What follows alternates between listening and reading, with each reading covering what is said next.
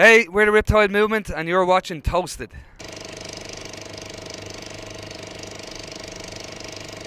Could you guys first of all introduce yourself, because nobody knows you over here still, and it's crazy because you guys are massive in Ireland, but you have to do it all over again in Holland. Hi, I'm Jerry, bass player. I'm Al, I'm the singer. I'm Gar, I'm the drummer. I'm JP, I'm the guitarist. So did you guys actually play in Holland before? Because I tried to track your gigs, and so you started playing in 2009, right? So I was like, well, maybe you've been here before. We were just saying this morning, we actually played in a place called New Amsterdam, which is East Holland, just beside the German border. Okay. But we thought we were playing in Amsterdam, and it was we couldn't find any cafes or anything. So What's all this talk of Amsterdam? It's shite. So this is actually the first time you guys are the first time we're in Amsterdam. First time in Amsterdam, and The real Amsterdam. the real Amsterdam, yeah. Hey, the album is taking off. Number one single in Ireland, the number one album in Ireland. It didn't come easy for you guys, right? Because you worked hard for this. Yeah, this is our third album. We've done two independently, DIY. We released them ourselves, and this is the first one through a label. And yeah, it's just gone really well at home. It's out in Ireland over a year now. And as you say, it's the number one album, number one single, and it's gone gold at home. So we want to do the same here. You guys toured with the Stones, actually. You played Hyde Park with the Stones, right? Or did I misread? Yeah, no, that's right. Yeah, we opened for the Stones in 2013. Yeah, we got the opportunity, and it was amazing, because the Rolling Stones would be a big influence on our music. So to get to play with them, brilliant. How did that happen? I mean, Mick Jagger sent you an email like, hey lads, want to join in Hyde Park? Yeah, listen, I stay with Mick every time I go over to New York. Say, hey Mick, how you doing, man? Jerry and Mick go back to 60s, 70s? Yeah. Well, you look pretty good. You look better than Keith. It's amazing what cosmetic surgery can do these days, huh? But yeah, our booker got us that gig. Yeah, and played with the likes of Bob Dylan as well, and yeah, we've got some sweet gigs along the way. So. With playing in Hyde Park with the Stones, I mean, of course they did this fantastic concert back in I think '69 when Brian Jones just died. They played a massive show there, and now again, I mean, it's like one of the holiest of the holiest for the Stones. Yeah, that's what everyone was saying actually when they were doing the gig. Like the last time that they played this was in '69, like, you know. But yeah, it was an epic gig. It was a beautiful day, like, and they put on such a great show. Like, it was first time. Well, the first time it was my second time seeing the Stones, but the first time. Whiskey was whiskey was involved. It was Slane, you know Slane in Ireland. They played Slane, and myself and Mal and the lads went to that gig, and JP took out a bottle of whiskey, and then I don't remember seeing the Stones at all, like, you know. But apparently, Who's playing? the only Stones he seen was the ones when he was face down. There was something rolling, all right. I really appreciated seeing the Stones that time. So it was brilliant. Yeah, whopper. Well, was that actually the first gig that you played for such a massive audience? Yeah, it was. We played with a few like big gigs. Like Bon Jovi they played in the RDS. Bruce Springsteen's played a few times there as well. Like, so I suppose like it was the biggest crowd. Yeah, definitely the biggest crowd. Like, you know, it's Hyde Park. It's about. What was Jon Bon Jovi like? Did you guys actually get to meet him? No, we didn't actually get to meet him. Jay had a harrowing story for that one. Tell me here. What happened? Come on.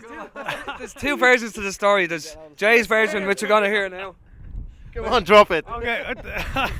So I was on my way back to the bar, and we had like this because we were performers, we had this kind of entry, you know, area we could get in, and I was going back to the bar through that, and then what happened was Bon Jovi was coming on stage, and all these girls seen him, and they rushed him. They're all like going, "Oh my God, Jon Bon Jovi!" And they all ran over like to, you know, try and say hello to him. Jay was in the middle. And I was on the way to the bar, and I got dragged in with all of these girls, and in front of Bon Jovi and all, and they're all like trying to grab at me, and I'm like, "Just get off me, will you? Get off me!" I was trying to get over to the bar. And that's what actually happened. That's the truth. But they like to tell a different story. Jay at the fence was there. John! And the security had him back like this. So, you know, it's two different stories. He was pulling the girls out of his way, going, "Get out of my way!" Yeah, but you guys will experience this in Ireland yourselves, I think, soon. Because, I mean, your record's blowing up, like you said. So, do you notice that? Do you get recognized on the street yet? And you get fans? Yeah, Mal, you do get. Yeah, we all do. Yeah. Walking around Dublin, yeah, everyone kind of knows the band. Yeah, especially last year, 'cause it's been such a big year for us. So it's a bit strange, a bit surreal, but We'll get used to it, I'm sure. Once you get paid. Yeah. But you guys are from Dublin. I mean, because what I read is you had to move to England in order to get a deal to all start playing. You couldn't actually start a band from Dublin. Or? No, we started in Dublin and we were in London for a while. And then to get the record deal with our third album, we actually flew over to America and played some showcase gigs in New York and LA, and that's how we got the deal. We came back to Ireland and that was it. We got signed up from there and haven't looked back. Yeah. So that means who signed you guys must be thrilled that it's such a success early on, man.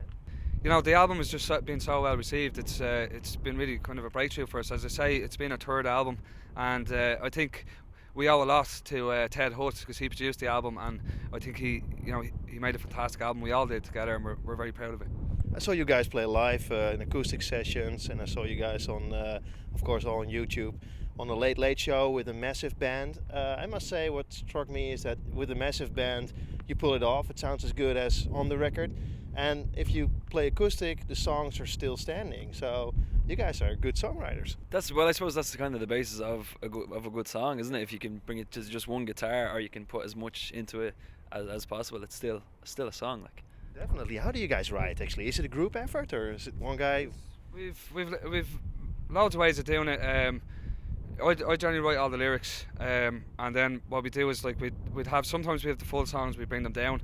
Other times we'd have riffs or we'd have verses and choruses, and we put them out as ideas and we build them from there. And this album, Getting Through, it was actually written in Germany. We were doing a tour back in the end of 2012, and the tour got cancelled. So we had 2 weeks free, so we went to a place near Dortmund called Winterberg. And we wrote the album there in 2 weeks, and it was basically a collection of ideas we'd built up over a space of maybe a year or two, and we just fleshed out the ideas and the songs, and that's the album we have now. Because the first album, it took you 2 years to record and produce and everything, right? Yeah, and I think that was basically the first album. It took so long because we were starting out, we were doing it independently, and we had to pay for it ourselves, so it took some time, as it would. Yeah. Of course, it's nice that you guys have a high now, but there must have been many lows as well if you're a do-it-yourself band, and it's tough, right? I mean, no money, traveling, no sleep. Yeah, but lots of women. Very, very, very tough. No, I think it makes you. You need all that kind of stuff. It kind of develops the band as the band's character, and it develops your sound, and it develops everything. And I think for a band, you need time to develop your sound. So it's taken us 3 albums, and we're still learning. So. Well, if you're improving, I can't wait for the next record. yeah, and we've started to work on that already. Oh, no way. Yeah. So in another 2 weeks, we'll have another record. Maybe not 2 weeks, maybe. Or will it take even longer? 4 weeks. If he comes out with a toilet, we might get it in a couple of weeks. Oh, hey! It's gonna be like 7-track. It'll be a full album. So you guys do write while you're on the road as well? Because not too many bands can actually do that. Well, like for me, I'm writing all the time. It's like even I was on the plane this morning, I'm constantly working on lyrics. Constantly, if an idea comes into your head, you just start, a melody. You'll record it on the phone, and then they're all ideas you bring down to the group, and then build the songs from there. So, for us, we're always writing. Hey, the name of the band, Riptide Movement. First thing, of course, I think is this is a surf band. Why the name? Yeah. Well, I got back from Australia, and myself and Jay set up the start of the band, and we're looking for a name, and we were a long time looking for a name. I thought Riptide would be a good name. Jay thought Movement would sit pretty good beside it, and then Jerry said it wasn't a real name unless you had "de" in front of it, so the Riptide Movement. Why? Why the? Because it's such a simple but yet such an effective word, True. And plus I said to the lads, what's the longest word we can pick as a band? So I don't think there's a band out there that can compete against us with the amount of letters, the Riptide Movement, especially when you're trying to write banners. We were doing a festival one time, it's a Electric Picnic in Ireland, and we said, right, we'll do this huge 20 foot banner, and let's just say our scope for like fitting in the letters wouldn't be as good, so we got to the Riptide Move Men. So if you want something moved, give us a shout. You write shitloads of songs. That's good. Why the fuck did we pick this name? It's the longest name. It took us like 3 weeks to make the bloody banner. Like, Well, U2 was already taken. I mean, that's a yeah, exactly. It was that's a handy name. Hey, and a thing that I normally don't like is compare music to other music.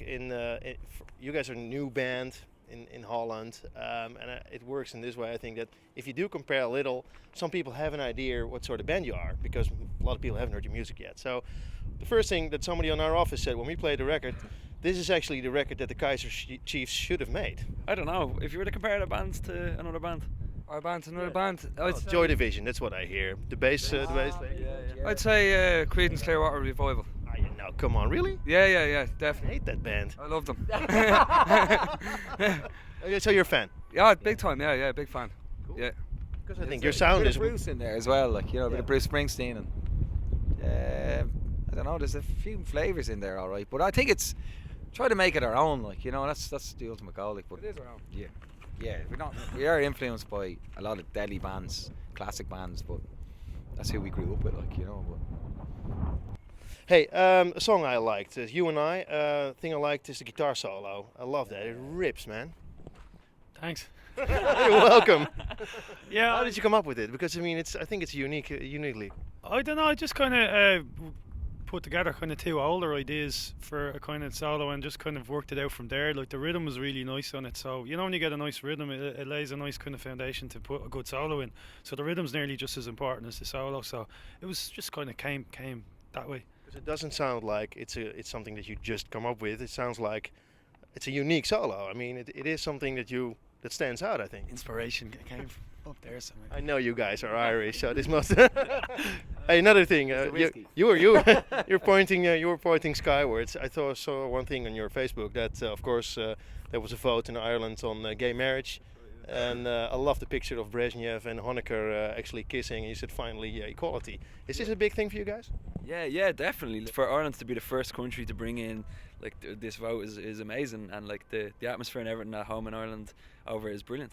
So yeah. So we have the gay marriage in Holland for years now, and everybody's used to it. But for Irish people, it is a big thing.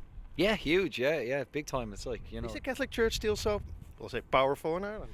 Yeah, it is. Yeah, like our parents are very religious, like, but I suppose our generation wouldn't be as religious, but still, like, you know, believe in God and all that. But at the same time, you know, it's just, if somebody loves each other, should let them. If they want to get married, let them get married. You know, that's.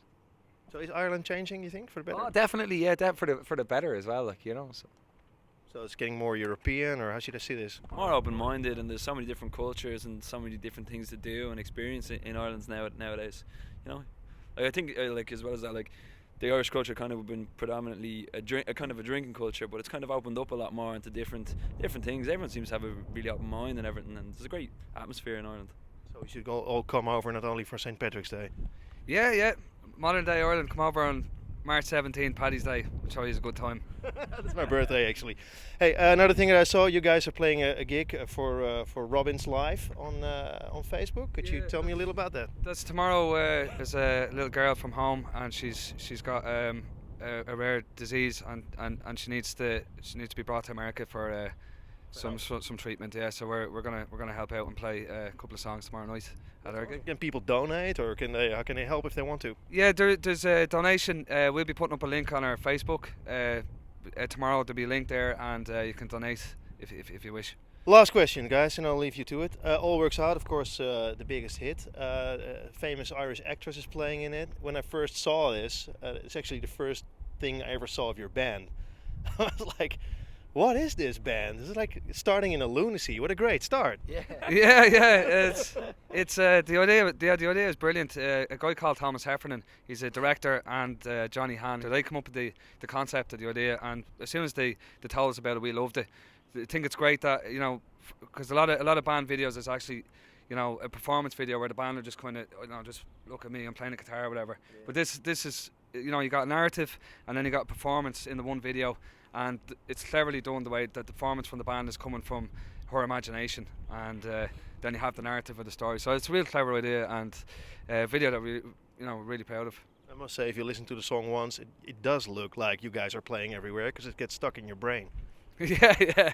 You might end up in the asylum yourself if you listen to it too much. But yeah. It's a catchy song. It's a song that's done really, really good for us. You know, it's really opened the band up into the international market. It's brilliant.